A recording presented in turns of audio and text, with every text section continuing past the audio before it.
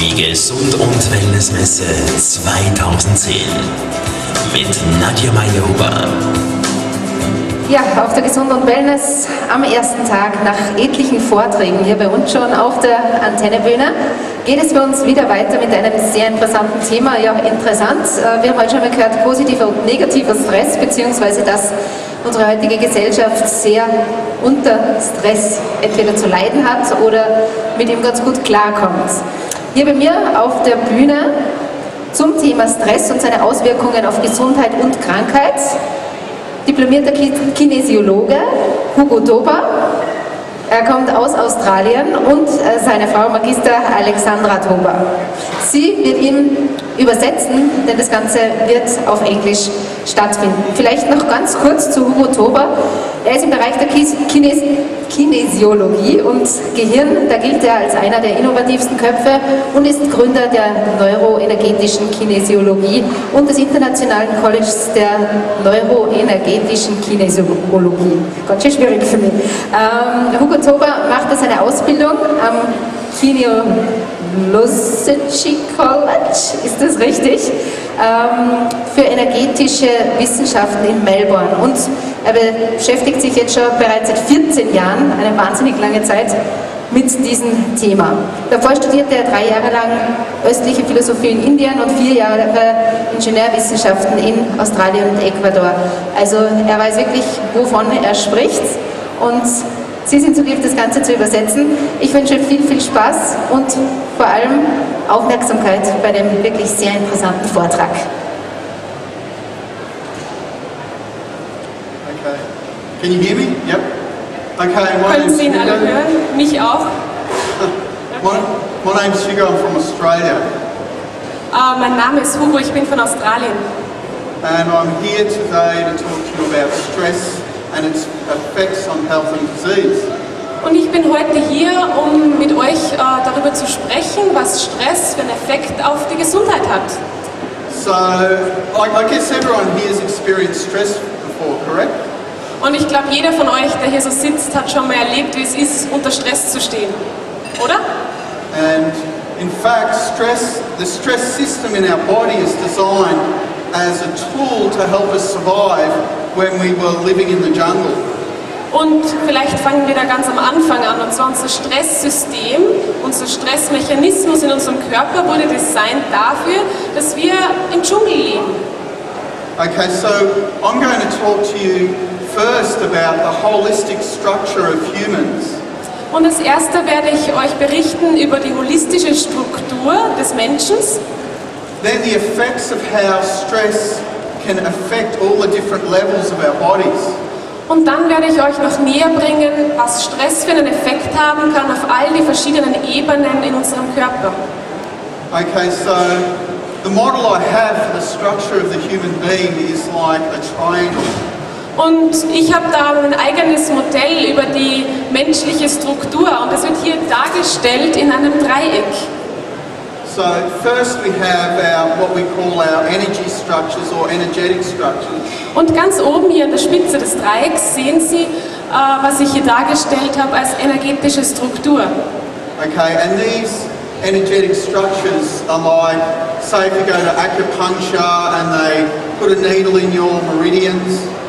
Und angenommen, diese energetische Struktur ist nichts anderes, als wenn Sie zum Beispiel zum Akupunkteur gehen und der Nadeln in die Akupressurpunkte einführt. That's an example of that. Das wäre ein Beispiel, die energetische Struktur zu beeinflussen. Here we go. Then the other point on the triangle is our anatomy and physiology. Und ein weiterer Punkt an unserem Dreieck wäre die Anatomie und die Physiologie. And this is like what you see in front of you, your body. Und das ist das, was wir wirklich sehen, das, was vor euch ist, euer Körper.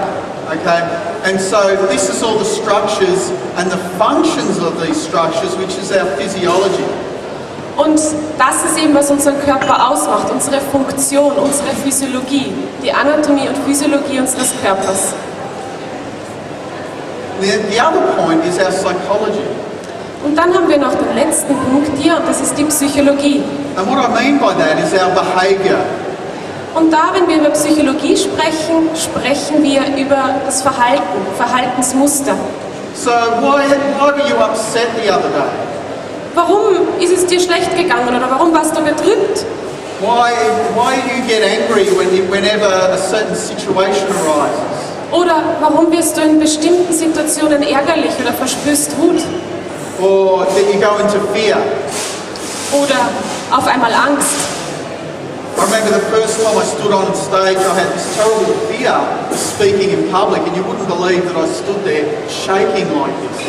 Und ihr könnt es kaum glauben, aber das erste Mal, als ich offiziell auf einer Bühne gestanden bin und vor Leuten sprechen musste, da ist es mir ganz übel gegangen, da habe ich gezittert, ja, das sind Knie und Hände und alles in eine andere Richtung gegangen. And this is our behavioural patterns. Und das sind unsere Verhaltensmuster. And all of these things are connected. Und wichtig zu verstehen ist, dass all diese hier verbunden sind. But with kinesiology, what we do is we affect it through the energy structures. Und was machen wir jetzt mit der Kinesiologie? Wir greifen darauf zu, über all die energetischen Strukturen, hier oben im Dreieck dargestellt. Das ist unsere Eintrittsstelle. So just as an example of energetic structures this is a picture of meridians on the head. Nur um Ihnen ein Beispiel zu geben von Energiestrukturen. Was sind Energiestrukturen? Hier haben wir ein Bild vom Kopf mit Meridianen.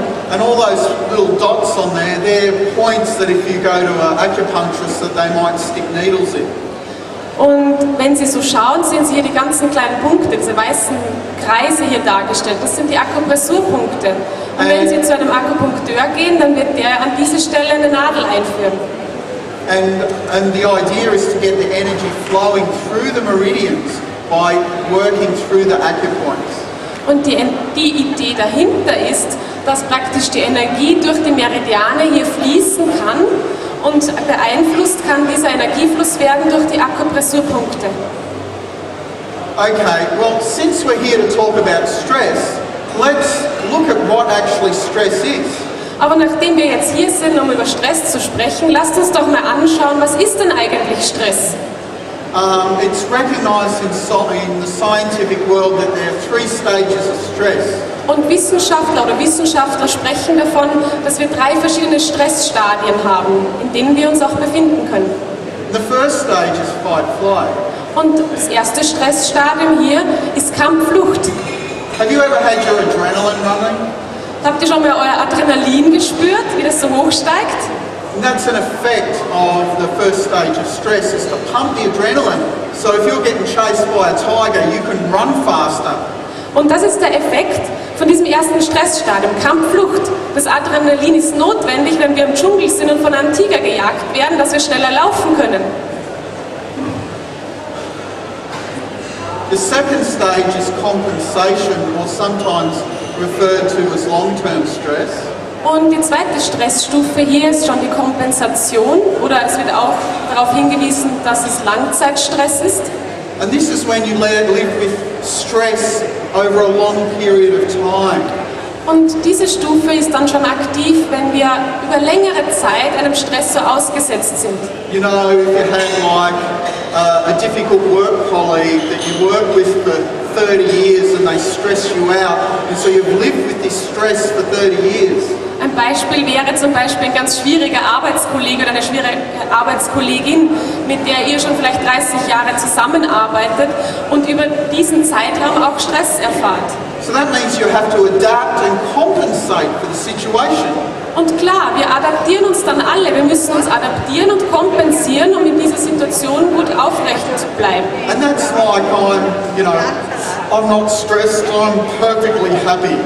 Und das wäre jetzt hier so ein gutes Beispiel. So, ich verspüre keinen Stress, mir geht's gut, ich bin glücklich. Does anyone know that? Kennt jemand diese Erfahrung? Yeah, you do. I mean, everyone does. Jeder, glaube ich, kennt das oder hat das schon mal erlebt in der einen oder anderen Situation. Often you can't remember because when you're in that state it affects your memory, and one of the symptoms of it is poor memory. Aber vielleicht könnt ihr auch nicht daran erinnern, weil eines dieser Symptome von dieser Adaption wäre, dass das Gedächtnis beeinträchtigt wird und man sich schlecht an diese stressigen Phasen erinnern kann. And the third stage is exhaustion. Und das dritte Stressstadium hier ist die Erschöpfung. And this is like, okay, you can't live like this forever. At some point you collapse. Und natürlich können wir jetzt nicht ewig so leben, in dieser Anspannung, in dieser Adaption. Und irgendwann kommt der Punkt, da kollabieren wir.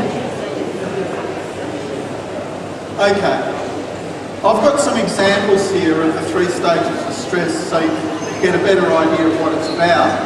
Es gibt jetzt einige Beispiele, die ich euch zeigen möchte, damit ihr euch besser vorstellen könnt, wie diese drei Stressstadien vielleicht angewandt werden können. So imagine that's you walking down the street. Stellen Sie sich jetzt mal vor, das sind Sie entlang der Straße in Salzburg, Having a nice day. genießen so den Tag, das schöne Wetter.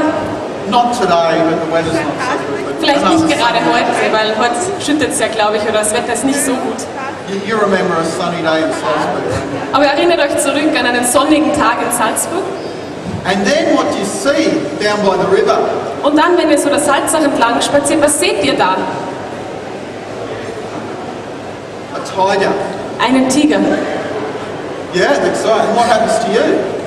Genau, und was passiert dann mit euch? You're scared. Natürlich, ihr fürchtet euch. So that's fear. Das ist das Beispiel für Angst. Now, fear is there. When you experience fear, what you're experiencing is the experience of, I am scared, my life is going to end. Aber wenn Sie jetzt Angst erleben, was erleben Sie da? Das ist ein Gefühl, ich habe Angst, das ist die Angst davor, dass mein Leben jetzt im nächsten Schritt beendet ist. Das ist die Überlebensangst. So let's look at fight. Aber jetzt lasst uns nochmal das Kampfstadium anschauen hier. So imagine there you are, Stellt euch mal wieder vor, hier seid ihr on the other side of the river. auf der anderen Seite des Flusses. And what happens? Und was passiert hier? Along comes the big bad wolf. Da begegnet uns der große böse Wolf. But don't worry, you fight back. Aber- You fight to survive. Aber keine Angst, ihr kämpft zurück, ihr kämpft um euer Überleben.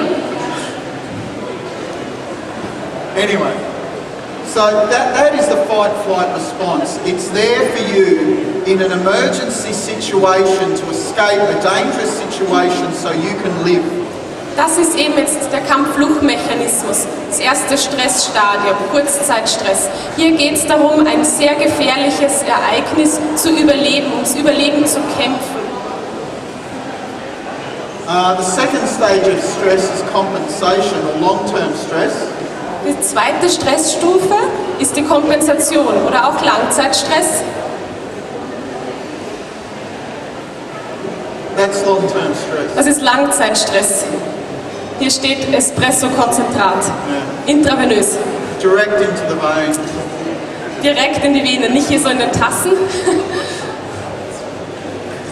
Okay, and the third stage is exhaustion. Dann haben wir die dritte Stressstufe und das wäre die Erschöpfung. That's exhaustion. Hier ein Beispiel für die Erschöpfung. Okay, so how does this work? Aber wie funktioniert das jetzt? Above the kidneys, we have two glands called the adrenal glands. Und über den Nieren hier haben wir zwei Drüsen, genannt auch Nebennieren. Okay, and what they do, if you look through it, Und für was sind jetzt zuständig eigentlich die Nebennieren? Okay, sie sind auf den Nieren, was tun sie? is they produce hormones that affect all other parts of our body. Und diese Nebennieren sind zuständig für die Hormonproduktion oder für einen Teil der Hormonproduktion, der wiederum Effekte hat über den ganzen Körper. So, in the first stage of stress, Im ersten Stressstadium nun the adrenals secrete adrenaline erzeugen die Nebennieren das Adrenalin and noradrenaline, und auch Noradrenalin. and adrenaline affects all parts of the body, causing the fight-flight response.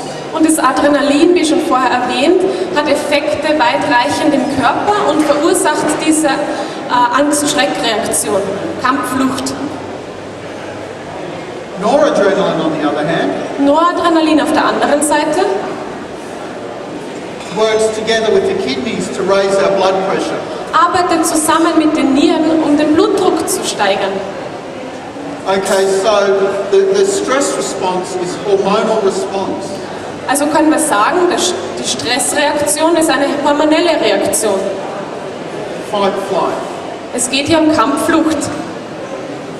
Okay, the second stage of stress Zweites Stressstadium. is the adrenals secrete a hormone called cortisol. Und hier im zweiten Stressstadium schütten die Nebennieren das Hormon Cortisol aus. And cortisol has widespread effects. Auch das Cortisol wiederum hat aber jetzt sehr weitreichende Effekte in unserem Körper. It actually affects our DNA Es hat sogar Effekte auf unsere DNA and changes the way our cells function in an attempt to adapt to a dangerous situation over a long period of time. und diese Veränderung in der DNA oder auch bekannt als DNS führt natürlich zur Veränderung dieser Zelle oder einzelner Zellen, um sich wiederum der stressigen Umgebung oder dem Stress besser anpassen zu können. It affects the immune system, Es hat dann natürlich weitreichende Effekte auf das Immunsystem, the nervous system, auf das Nervensystem, the hormonal system, auf das hormonelle System, our emotional well-being, aber natürlich auch, wie wir uns fühlen, unser emotionelles Wohlbefinden. One of the effects of cortisol is emotional reactivity. Und eins der Effekte von Cortisol ist praktisch die emotionale Reaktivität. Have you ever gone home, hi, how are you? And you get your head bitten off. Rawr. Ist euch schon mal passiert, dass ihr nach Hause gekommen seid und gesagt habt, ja hallo, wie geht's dir denn? Und dann hat jemand euch den Kopf abgebissen? Cortisol. Cortisol. It affects our energy levels. Es hat auch Effekte auf unsere Energielevel. Ja? And the following consequences, you can cause attention deficit disorder, Und folgende Konsequenzen kann dies dann wieder haben.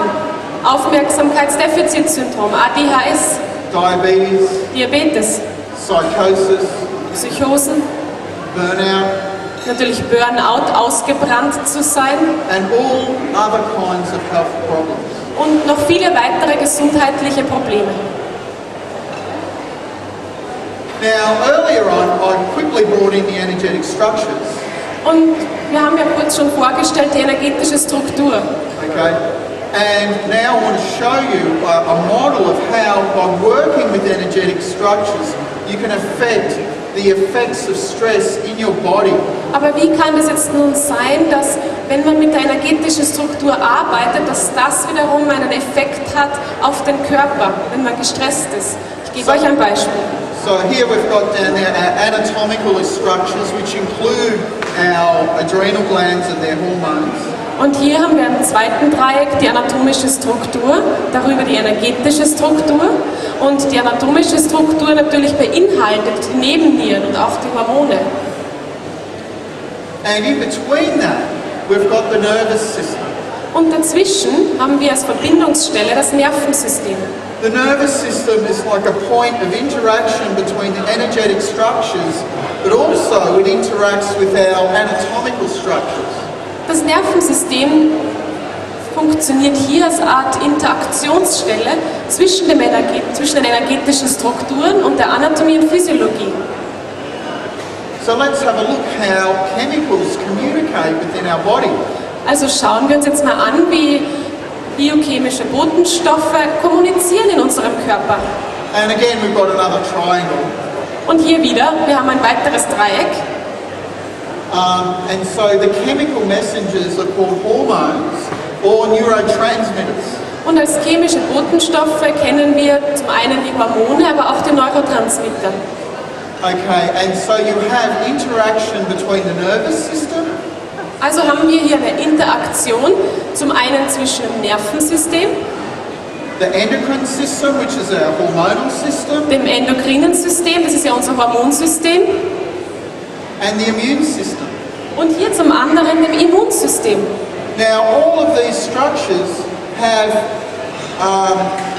chemicals that they release that communicate with each other.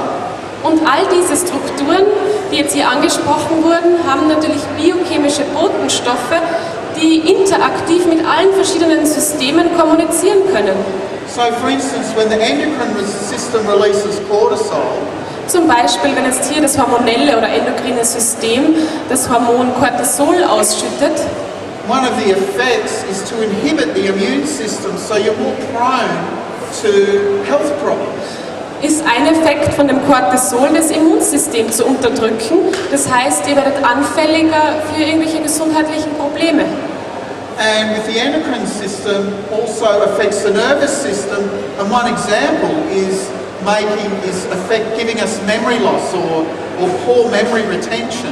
Aber auch hier geht nach oben vom endokrinen hormonellen System der Effekt in Richtung Nervensystem, wo das Cortisol dazu führt, dass wir einfach uns schlecht an Dinge erinnern oder bis zum Gedächtnisverlust es geht. Oder mir fällt es gerade nicht ein. But the nervous system also runs our emotions. Aber das Nervensystem, was hier da beeinflusst wird, das hat natürlich auch wieder eine übergeordnete Funktion und steuert unsere Emotionen, Our thoughts, unsere Gedanken, our beliefs, unsere Glaubenssätze, unsere Überzeugungen,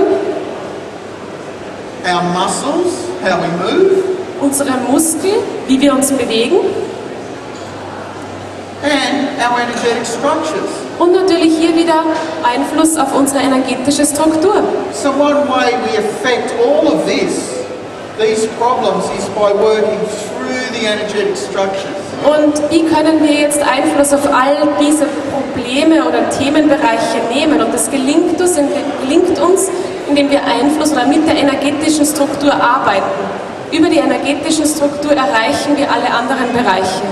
And kinesiology works with a system that uses all different types of energetic structures with the intention to affect these to create a better sense of well-being, emotional well-being.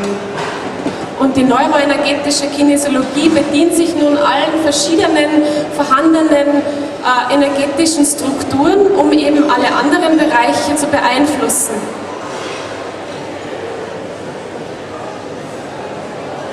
So, and this is how, with this system, the hormones through the nervous system not only affect the memory, but also the emotions, and this is how we can become emotionally reactive. Und es ist nun so, dass praktisch hier die Hormone, das Cortisol, natürlich unser Nervensystem beeinflussen kann. Und über das Nervensystem werden ja wieder die Emotionen beeinflusst und so werden wir sozusagen reaktiv. Ja? Okay, how about I do a little demonstration of how it works? Also wie wäre es denn, wenn er jetzt eine kurze Demo machen würde, damit man so ein bisschen ein Bild kriegt, wie das funktioniert? Who would like to come up and Wer wird gern nach oben kommen und einfach das mal ausprobieren oder mal sehen, wie das funktioniert? see if they've got any stress? Mal schauen, ob ihr da vielleicht Stress habt. Or are we all stress-free? Oder seid ihr alle stressfrei? I have to do the camera. Okay.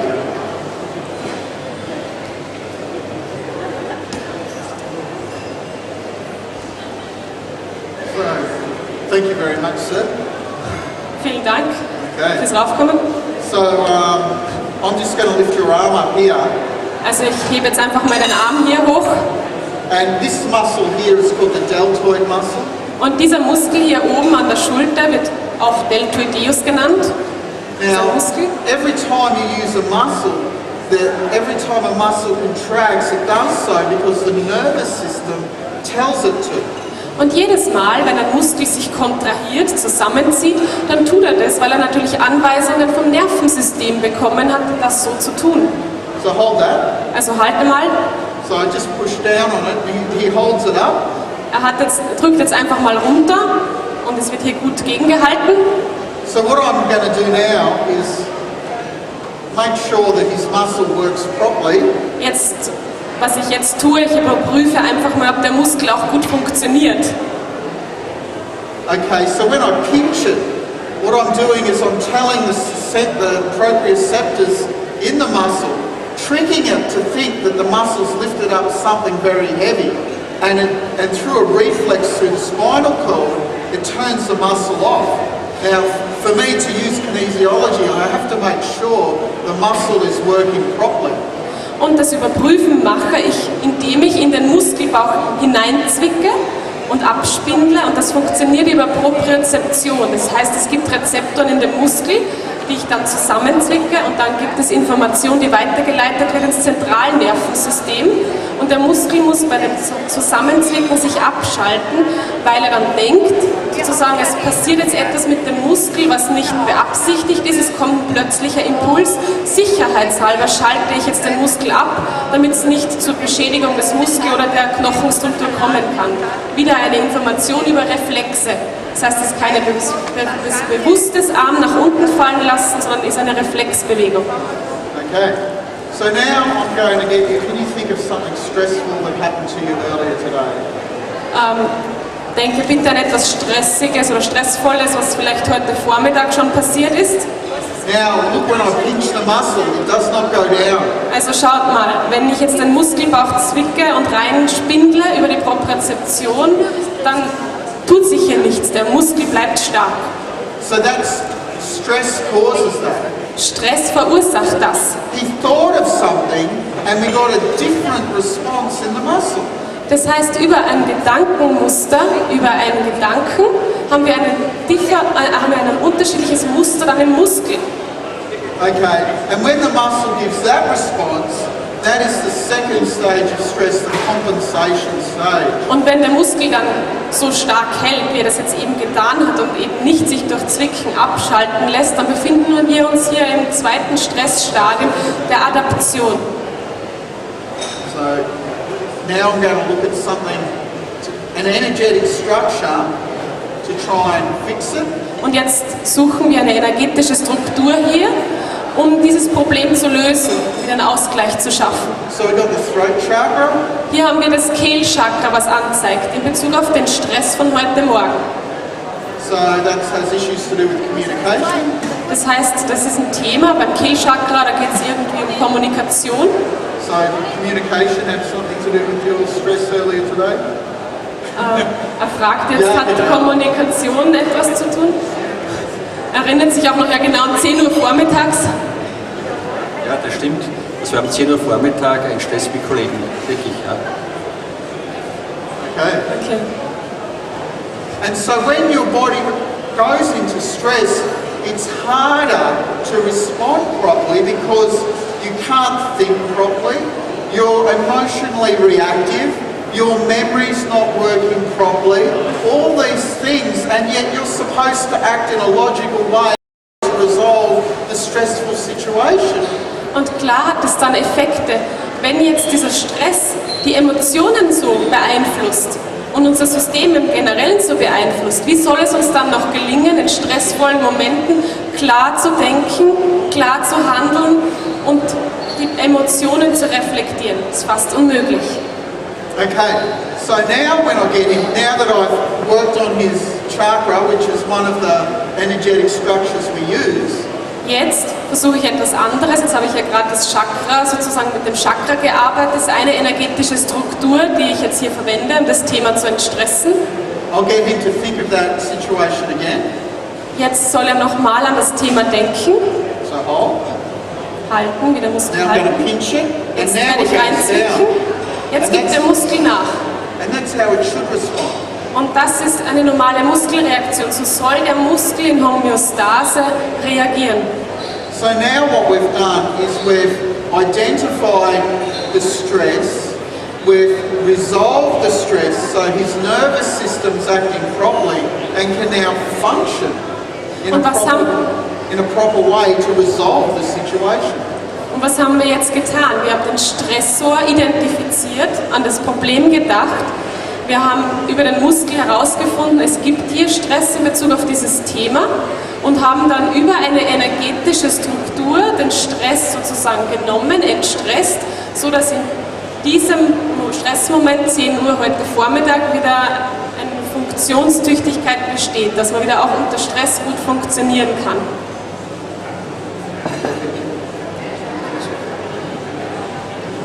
Okay, and so in neuroenergetic kinesiology, what we've done is developed a system of identifying where the stress is in the body. Und was haben wir jetzt gemacht mit der neuroenergetischen Kinesiologie? Und zwar ein Formatierungssystem erstellt, um Stress im Körper besser identifizieren zu können, aufdecken zu können. And so we can identify where it is. So, über dieses Formatierungssystem können wir identifizieren, wo ist der Stress im Körper, What we can do to resolve it. was können wir nun tun, nachdem wir den Stress so aufgedeckt haben, um ihn aufzulösen, Using energetic structures. und welche energetischen Strukturen verwenden wir dazu. And it's clear if someone's got really a physical problem, working with the energetic structures won't resolve everything. Und natürlich, wenn jemand jetzt ein schwerwiegendes Problem hat mit seinem physischen Körper, mit der Anatomie und Physiologie, arbeiten mit der energetischen Struktur ist kein Allheilmittel, wird nicht alles der Probleme lösen. But we do have an effect on a lot of things. Aber wir haben einen Effekt auf ganz, ganz viele Bereiche. And now we're running the program, the training program all over the world, starting from Australia. Und jetzt unterrichten wir dies auch und haben ein Lehrprogramm, ein Modulcharakter. Und gestartet hat das natürlich in Australien. And then now we're in Austria Natürlich sind wir jetzt auch in Österreich, and Germany, Spain, Holland, Belgium, Aber auch- United States. Deutschland, Spanien, Holland, Amerika. And everyone around the world is getting great results using it like that. Und all die ICNEK-Practitioners oder auch Instructors, die mit dieser Methode arbeiten, haben ähnliche oder gleiche Erfolge. Okay. So,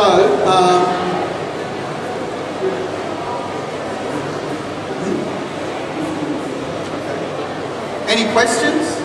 Sind bis jetzt noch Fragen? Sind Fragen aufgetaucht?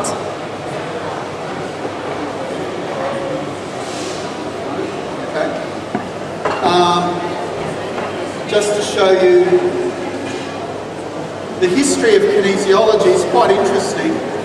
Jetzt möchte ich euch noch zeigen, etwas die Geschichte der Kinesiologie, die ja ganz interessant ist hier. It was started by a couple of physiotherapists in America called Kendall and Kendall, where they started using muscle testing to test the integrity of muscles in polio patients.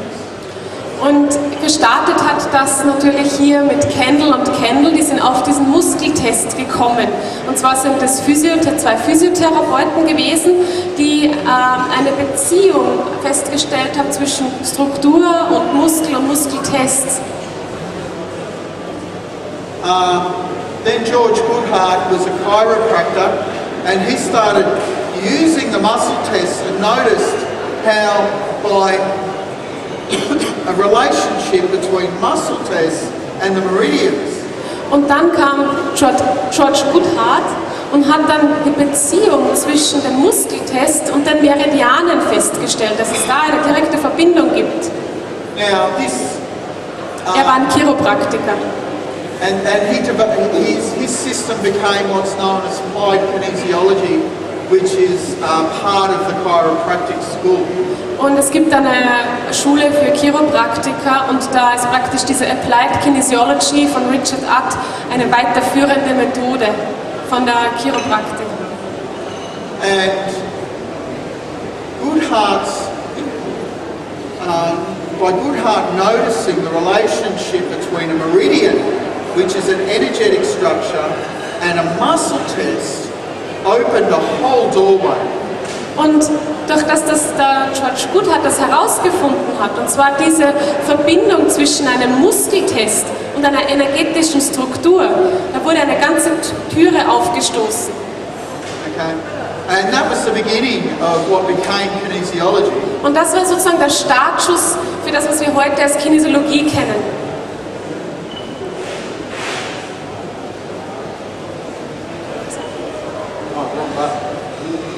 Falscher Knopf. So George Goodhart then started training his chiropractic mates. Und George Goodhart hat dann angefangen, natürlich seine Kollegen, die Chiropraktiker, auszubilden. And that included John T, who developed a system called Touch for Health, which is basically what George Good had discovered, but he put it in a system that was more accessible to the average person, and you didn't have to be a chiropractor to do it. Und einer seiner Schüler von George Goodhart war John Thie. Und John Thie hat dann ein eigenes System aus der Lehre von George Goodhart natürlich geschrieben, und zwar für Laien, namens Touch for Health. Okay, and another one of the people he trained was Sheldon Deal. It was a chiropractor from Tucson, Arizona. Und ein weiterer für die Kinesiologie sehr wichtiger Charakter wäre hier der Sheldon Deal, der wurde auch als Chiropraktiker von George Goodhart weiter ausgebildet.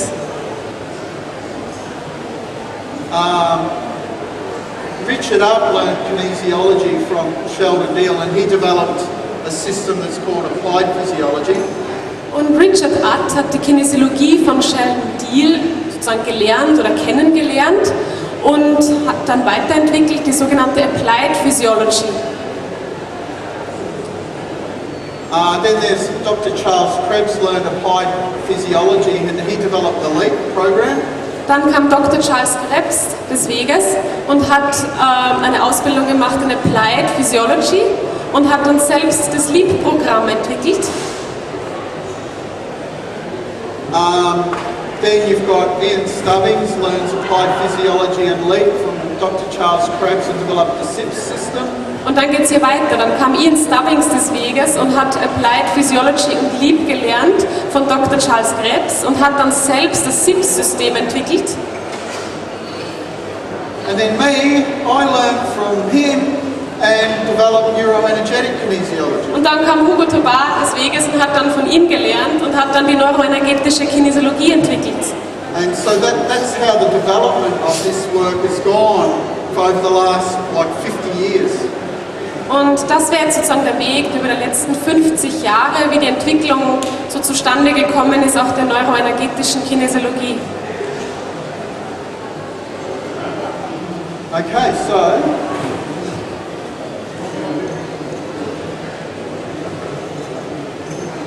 thank you very much.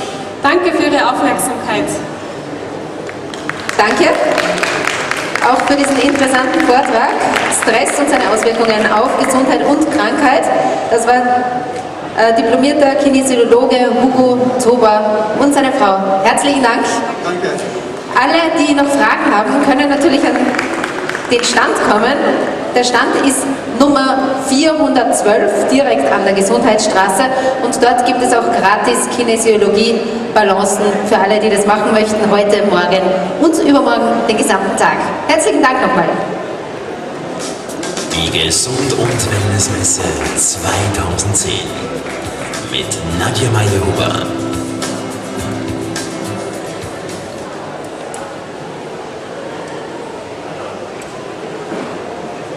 Und bei uns geht es jetzt dann noch weiter mit dem letzten Beitrag, Energy Balance. Das energetische Programm für gesundes Leben, jetzt in wenigen Minuten auf der Bühne. Wird nur noch kurz auf